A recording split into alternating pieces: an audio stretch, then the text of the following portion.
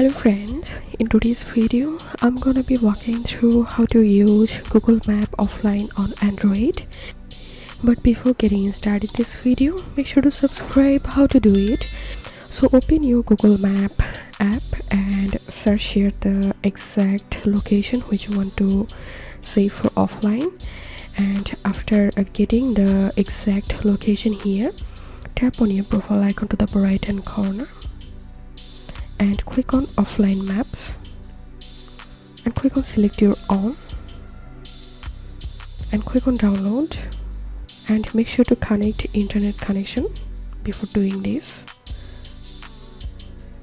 And here we can see the map is started to download. So as you can see, I've successfully downloaded the map, and now I'm turning off my Wi-Fi connection and I'm again opening Google Maps and I'm clicking on my profile,